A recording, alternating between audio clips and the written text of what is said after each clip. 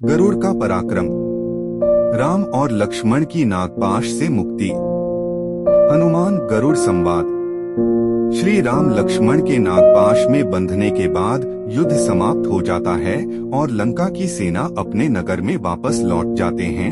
इधर सुग्रीव, हनुमान, अंगद, जामवंत और विभीषण सभी श्री राम और लक्ष्मण के इस हालत पर बहुत दुखी होते हैं, क्योंकि जिनके के लिए पूरी वानर सेना समुद्र लांघकर युद्ध करने के लिए आई थी, आज वही श्री राम और लक्ष्मण भूमि पर नागपाश में बंधे मूर्छित पड़े हैं और धीरे धीरे नाग उनके शरीर से प्राण चूस रहे थे।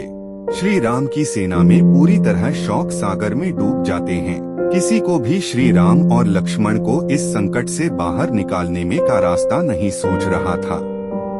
सुग्रीव के पूछने पर विभीषण बताते हैं कि इंद्रजीत ने घात लगाकर नागपाश अस्त्र का प्रयोग श्री राम और लक्ष्मण पर किया है। तब सुग्रीव विभीषण से नागपाश से मुक्त होने का कोई उपाय बताने के लिए कहते हैं कि दुनिया में ऐसा कौन सा अस्त्र है जिसका कोई उपाय नहीं है। लेकिन विभीषण जी कहते हैं कि एक बार यमपाश से कोई मुक्त हो सकता है, लेकिन नागपाश अस्त्र से प्राणी मृत्यु होने तक छूट नहीं सकता, क्योंकि नागपाश अस्त्र स्वयं ब्रह्मदेव द्वारा प्रकट किया गया था। दुष्टों का संहार करने के लिए भगवान शिव ने ब्रह्मदेव से नागपाश अस्त्र मांग लिया था और भगवान शिव की कड़ी तपस्या करके रावण पुत्र इंद्रजीत ने उनसे यह वरदान के रूप में प्राप्त किया। इंद्रजीत बहुत विकट परिस्थिति में ही इस अस्त्र का प्रयोग करता है। आज तक नागपाश से कोई भी बच नहीं पाया है। विभीषण जी मायूस होकर कहते हैं कि आज मेघनाथ बाजी जीत गया। वहीं दूसरी ओर लंका में अशोक वाटिका में बैठी माता सीता श्री राम और लक्ष्मण के नागपाश में बंध जाने की सूचना पाकर शोकाकुल हो उठती है और विलाप करते हुए माता जगदम्बा से अपने पति और लक्ष्मण की रक्षा की प्रार्थना करती है। इधर रणभूमि में समय बीतता जा रहा था। पूरी वानर सेना श्री राम और लक्ष्मण के इस हालत से मायूस हो चुकी थी। ऐसे में सुग्रीव देखते हैं कि बजरंगबली हनुमान वहाँ पर नहीं है, जो कि हमेशा श्री राम के कार्य सिद्ध करते हैं। सुग्रीव पूछते हैं कि संकट मोचन महाबली हनुमान कहाँ है। जब उनके आराध्य श्री राम पर इतना घनघोर संकट छाया है, वही हनुमान श्री राम और लक्ष्मण के नागपाश में बंधने के बाद ही कुछ विचार करके पहले ही बिना समय गवाए सीधे भगवान विष्णु के वाहन और पक्षी श्रेष्ठ गरुड़ के पास पहुंच जाते हैं। हनुमान को यह ज्ञात था कि नागपाश अस्त्र को छिन्न भिन्न करने की क्षमता केवल पक्षीराज गरुड़ में ही है, इसलिए हनुमान शीघ्रता से गरुड़ के पास आते हैं और गरुड़ को लक्ष्मण और मेघनाथ के युद्ध का सारा वृतांत बताते हैं कि कैसे मेघनाथ द्वारा छल से श्री राम और लक्ष्मण को नागपाश में बांध दिया गया है।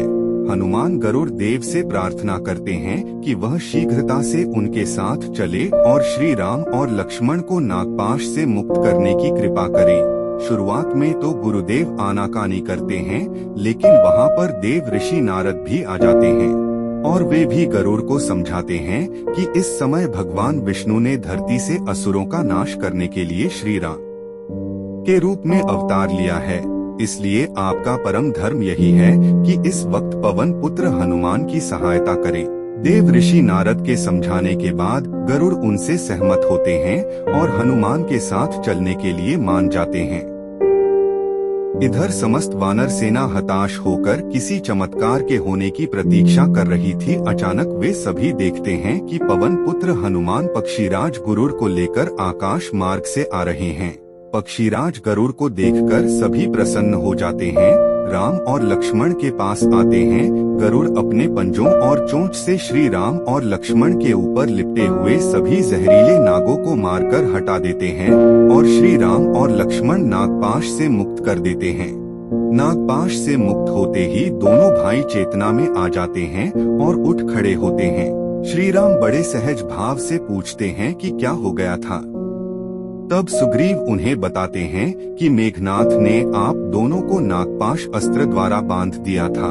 हम सब हिम्मत हार चुके थे, लेकिन पक्षीराज गरुड़ ने आप दोनों को नागपाश से मुक्त करके नया जीवन दान दिया है।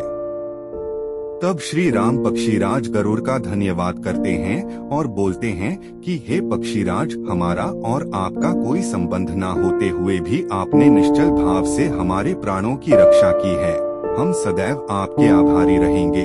पक्षीराज गरुड़ कहते हैं कि हे मर्यादा पुरुषोत्तम राम, आभार प्रकट करके कृपया मुझे लज्जित ना करें, क्योंकि मैं तो आपका ही सेवक हूँ। जब आप अपने इस अवतार को पूरा करके अपने परमधाम में चले जाएंगे, तब आप हम दोनों के स्वामी और सेवक के संबंध को पहचान जाएंगे। तब गरुड़ श्री राम से विनती करता है कि कृपया इन राक्षसों से सतर्क होकर युद्ध करें, क्योंकि यह किसी भी छल तथा मायावी रूप में युद्ध कर सकते हैं, जबकि आप मर्यादा पुरुषोत्तम हैं और युद्ध में भी मर्यादा का पालन वाले हैं। इतना कहकर गरुड़ श्री राम और लक्ष्मण की परिक्रमा करके वापस चले जाते हैं।